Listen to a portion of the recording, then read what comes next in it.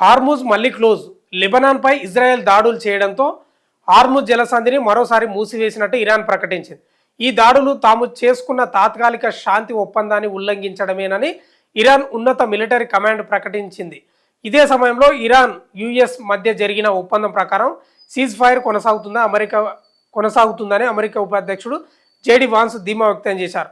Hormuz జలసంధి తెరిచే ఉందని, దాన్ని మూసివేసినట్టు తమకు ఎలాంటి సమాచారం లేదని పేర్కొనడం గమనార్హం. ఈ పంచాయతీ ఏందో వీళ్ళది ఎప్పుడు ముగుస్తుందేమో.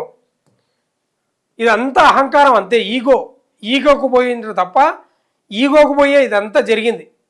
ఇదిగో లెబనాన్పై ఇజ్రాయెల్ దాడులు చేయడంతో తాము హార్ముజ్ జలసంధిని మరోసారి మూసివేస్తున్నట్లు ఇరాన్ ప్రకటించింది. ఈ దాడులు తాము చేసుకున్న తాత్కాలిక శాంతి ఒప్పందాన్ని ఉల్లంఘించడమేనని ఇరాన్ ఉన్నత మిలిటరీ కమాండ్ ప్రకటించింది. ఈ వివరాలను ఇరాన్ ప్రభుత్వ వార్తా సంస్థ మెహర్ వెల్లడించింది. హెజ్బొల్లా చేసిన దాడుల్లో కొంతమంది ఇజ్రాయెల్ సైనికులు మరణించడంతో దక్షిణ లెబనాన్లోని హెజ్బొల్లా స్థావరాలను టార్గెట్ చేస్తూ ఇజ్రాయెల్ భీకర దాడులు చేసింది. ఈ దాడుల్లో కనీసం 24 మంది మరణించినట్లు లెబనాన్ ప్రభుత్వం వెల్లడించింది. ఈ నేపథ్యంలోనే హార్ముజ్ను మరోసారి మూసివేస్తున్నట్లు ఇరాన్ ప్రకటించడం గమనార్హం. లెబనాన్పై దురాక్రమణ పూరిత దాడులు ఆపేందుకు ఇది తాము తీసుకున్న తొలి అడుగని, అక్కడి పరిస్థితులు ఇలాగే కొనసాగితే తాము మరిన్ని కఠిన నిర్ణయాలు తీసుకుంటామని హెచ్చరించింది. ఇస్లామిక్ రివల్యూషన్ గార్డ్స్ సైతం హార్ముజ్ మూసివేసినట్లు ప్రకటించింది. నౌకలు ఈ జలసంధి వద్దకు రావద్దని, వస్తే భద్రతాపరమైన రిస్క్ ఉంటుందని హెచ్చరించింది. అమెరికా ఇరాన్ మధ్య డీల్ జరగడంతో హార్ముజ్ను తెరిచిన సంగతి తెలిసింది. జలసంధిని నౌకలు దాటడం ఇప్పుడిప్పుడే మొదలుపెట్టాయి. అంతలోనే మరోసారి హార్ముజ్ను మూసివేయడం అంతర్జాతీయ చమురు మార్కెట్పై తీవ్రమైన ప్రభావం చూపించే అవకాశం ఉందని నిపుణులు అంటారు. అయితే హార్ముజ్ మూతపడలేదని, నౌకలు ఎప్పటిలాగే ప్రయాణిస్తున్నాయని యుఎస్ మిలిటరీ అంటుంది. పాక్లో ఆ స్వేచ్ఛ లేదు. అయితే ఇదే సమయంలో సీజ్ ఫైర్ కొనసాగుతుందని, ఇరాన్ యుఎస్ మధ్య జరిగిన ఒప్పందం కొనసాగుతుందని అమెరికా ఉపాధ్యక్షుడు జేడి వాన్స్ ధీమా వ్యక్తం చేయడం గమనార్హం.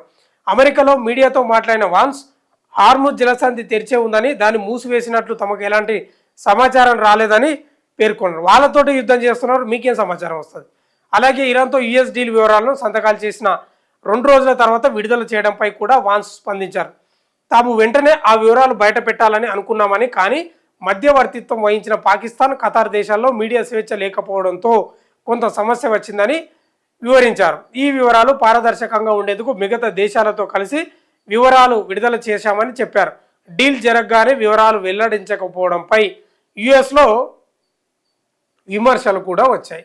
ఈ ఇజ్రాయెల్ లెబనాన్పై దాడి చేయడంతో ఇరాన్ మళ్ళా మూసేస్తున్న పరిస్థితి కనిపిస్తుంది. స్విట్జర్లాండ్కు విట్కాఫ్ అరాగ్చి అంట.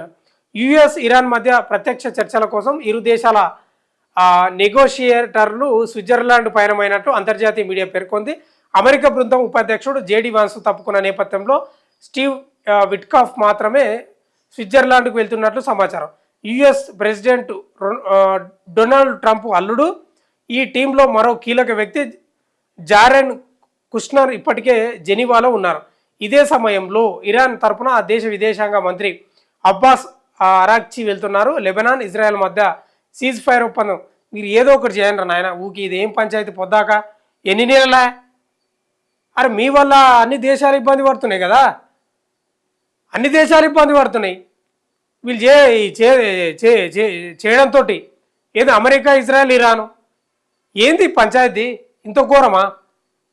దేశాల మధ్య యుద్ధం ప్రపంచానికే ప్రమాదకరంగా మారుతుంది. ఈ ట్రంప్ అంత మెంటల్ డిప్రెషన్లో ఉన్నాడు. ఏం డిప్రెషన్ అర్థమవుతలేదు. ఆయన ఏంది అణ్వాయుధాలు తయారు చేయొద్దు, అన్నీ నా దగ్గరనే ఉండాలి, నా పెత్తనమే ఉండాలి. ఈయనదో పంచాయతీ ఎన్ని రోజులు ఇది? ఎప్పుడు మీ పెత్తనమే ఉంటుందా? ఎవరికి వాళ్ళు వాళ్ళ దేశ రక్షణలో భాగంగా వాళ్ళు తయారు చేసుకుంటారు. ఇక చెమురు ఆడగొనొద్దు అంటాడు మనల్ని, రష్యా దగ్గర కొనకూడదు అంటాడు మనల్ని. నీవు చేయబట్టికి, ట్రంప్ చేయబట్టికి అల్లకొల్లం అవుతుంది తెలుసా ఆర్థిక వ్యవస్థలు. నిజంగా ఆర్థిక వ్యవస్థలు కుప్పగూలుతున్నాయి.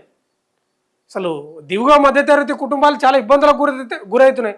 ఇప్పుడు డీజిల్ రేట్లు పెరిగాయి, పెట్రోల్ రేట్లు పెరిగాయి, ఎల్పిజి గ్యాస్ రేట్లు పెరిగాయి, సిఎన్జి గ్యాస్ రేట్లు పెరిగాయి. ఏంది పంచాయతీ? నరేంద్ర మోడీని మొన్న అంటున్నాడు, నరేంద్ర మోడీ ఎవరి దగ్గర పంచాయతీ పెట్టుకోడు మంచిగా ఉంటాడని చెప్తున్నాడు. నరేంద్ర మోడీ కూడా చొరవ తీసుకొని మాట్లాడాలి. ఏందా ఈ పంచాయతీ పొద్దాకారి ఏమైతుంది మాట్లాడాలి కదా. ఏం మాట్లాడుతున్నాయో అర్థం కాదు. ఇక్కడ మాట్లాడినట్లు వార్తలు పెద్దగా రావు. యుద్ధాన్ని కూడా ఆపే ప్రయత్నం చేయాలి మన సై. ఇప్పుడు మౌనంగా ఉండడం కూడా ప్రమాదమే కదా. ఇప్పుడు మనకు వస్తుంది పంచాయతీ, మనకు వస్తుంది నష్టం. ఇంకా తమాషా ఏంటంటే వీళ్ళకి మధ్యవర్తిత్వం పాకిస్తాన్లో వివరిస్తున్నాడు. వాడే సక్కలేదు. వాళ్ళు కొట్టుకొని వస్తున్నారు దేశంలో, వాడు మధ్యవర్తిత్వం వహిస్తున్నాడు. మనం ఎందుకు వహించవద్దు అనేది నా ప్రశ్న. అందుకే ఈ ఈ ఈ మళ్ళీ ఇప్పుడు ఆర్మూర్ సంధిని మూసేస్తే మళ్ళీ మనకు ఇబ్బందే. మళ్ళీ పెట్రోల్ బంకుల దగ్గర మళ్ళీ బైకులు, మళ్ళీ గ్యాసులు దొరకకపోవడం. ఏందో ఈ పంచాయతీ ఎప్పుడు అయిపోతుందేమో, పెద్ద పరిశాన్ ఉంది.